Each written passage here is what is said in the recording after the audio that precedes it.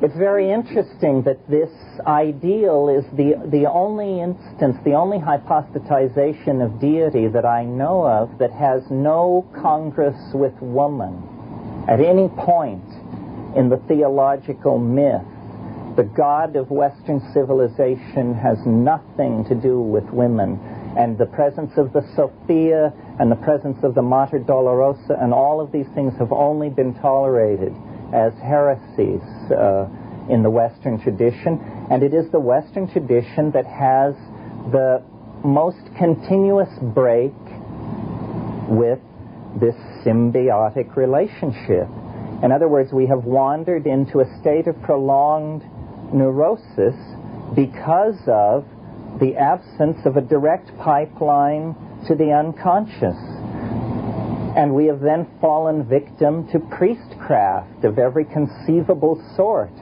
A similar situation, which may give us some objective perspective on our own, haunts the fate of those portions of Indo-European humanity that went east instead of west. In other words, the whole story of Indian civilization is the story of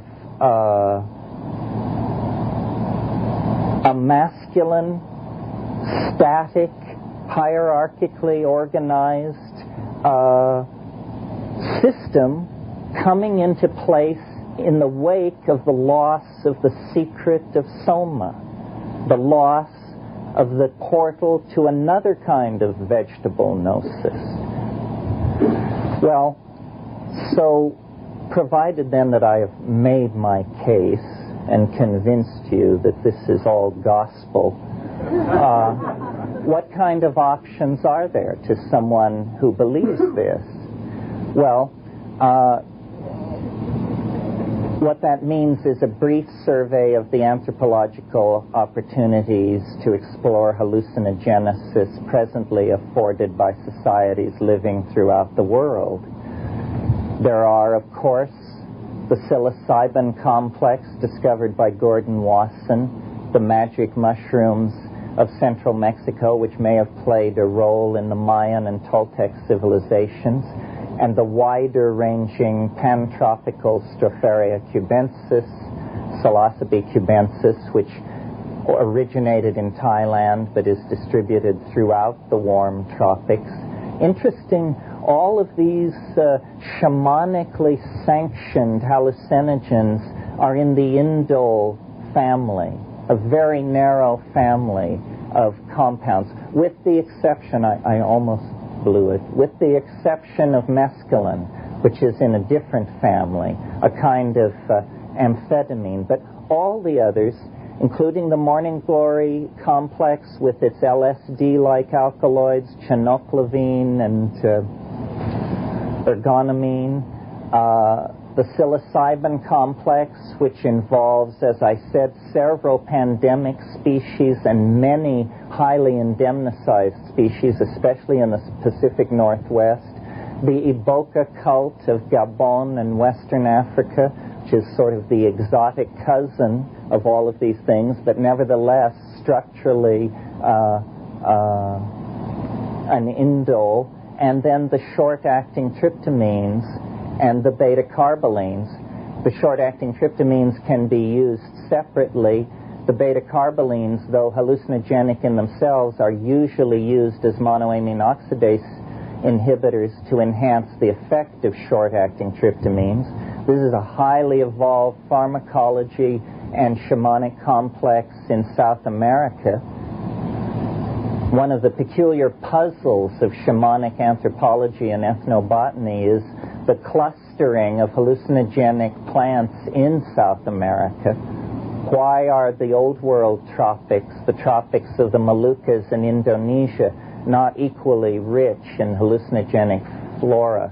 No one can answer this question, but certainly Mesoamerica and the New World seems to be the great home of these things. You notice that I don't mention any synthetics in the list. This is because I would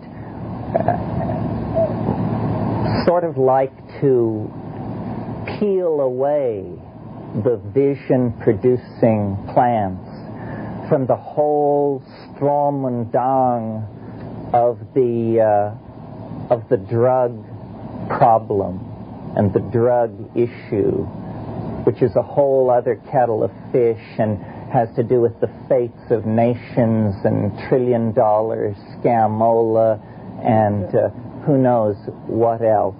I prefer the organic hallucinogens and recommend them to other people because I think their long history of shamanic usage is the first seal of approval that you must look for. I mean, if these things have been used for thousands of years, then you can be fairly confident that they do not cause tumors or miscarriages, or that this has, because nature is far richer in exotic and poisonous and mutagenic and psychoactive chemicals than the human pharmacopoeia. I mean, many things are avoided. There are many potential hallucinogens that are not utilized by human beings. So there has been a certain trial and error selectivity applied to these things. I think it's important to confine oneself to compounds which are least insulting to the physical brain, not because the physical brain has anything to do with the mind particularly, but because it certainly has to do with the metabolic end state of indoles. And so things which are alien to the brain should probably not be introduced into it.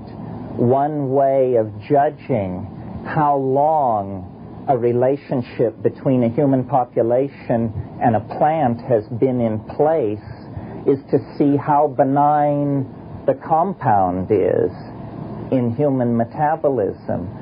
I mean, if you take some plant and your knees are feeling rubbery 3 days later, or your eyes aren't in focus 48 hours later, then this is not a benign compound. This is not a compound where there has been a smooth hand-in-glove fit with the human user. This is why, to my mind, the tryptamines are so interesting, and why, another reason why, one I just thought of, that I argue for the mushroom as the primary hallucinogen involved in human origins, because these things bear a weird resemblance to human neurochemistry. The human brain, and indeed all nervous systems, run on 5-hydroxytryptamine, serotonin.